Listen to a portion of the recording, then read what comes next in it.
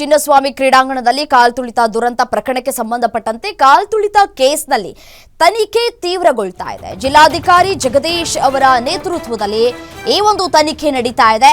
ನೆನೆ ಬಹುತೇಕ 30ಕ್ಕೂ ಹೆಚ್ಚು ಪೊಲೀಸರ ಹೇಳಿಕೆಗಳನ್ನ ದಾಖಲು ಮಾಡಲಾಗಿದೆ.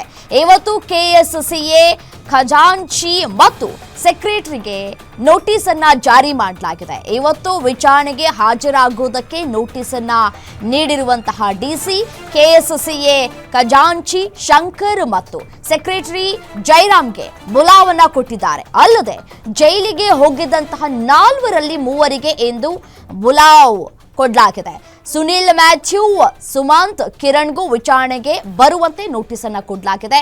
ಡಿಎನ್ಎ ಮ್ಯಾನೇಜ್ಮೆಂಟ್ನ ಸುನಿಲ್ ಮ್ಯಾಥ್ಯೂ, ಸುಮಂತ್, ಕಿರಣ್ ಎಂದು ಸಹ 20ಕ್ಕೂ ಹೆಚ್ಚು ಜನರ ಹೇಳಿಕೆಯನ್ನ ದಾಖಲು ಮಾಡಿಕೊಳ್ಳಲಿಕ್ಕಿದ್ದಾರೆ ಡಿಸಿ. ಸೊ ತನಿಖೆ ಚುರುಕುಗೊಳ್ತಾ ಇದೆ. ಇದೀಗ ಚಿನ್ನಸ್ವಾಮಿ ಕ್ರೀಡಾಂಗಣ ಬಳಿ ಕಾಲ್ತುಳಿತ ಪ್ರಕರಣಕ್ಕೆ ಸಂಬಂಧಪಟ್ಟಂತೆ ಏನಿದೆಯಲ್ಲ ತನಿಖೆ, ಅದು ಮತ್ತಷ್ಟು ತನಿಖೆ ಚುರುಕುಗೊಳ್ತಾ ಇದೆ.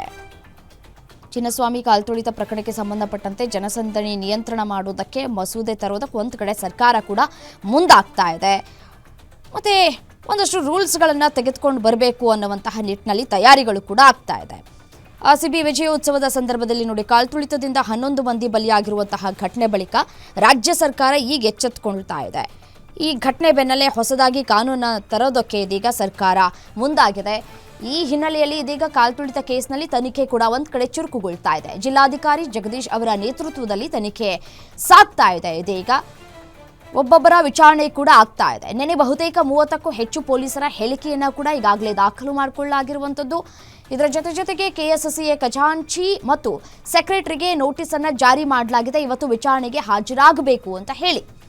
ಸೊ ಹಾಗಾಗಿ ಇವತ್ತು ವಿಚಾರಣೆಗೆ ಹಾಜರಾಗಬೇಕಾಗಿದೆ.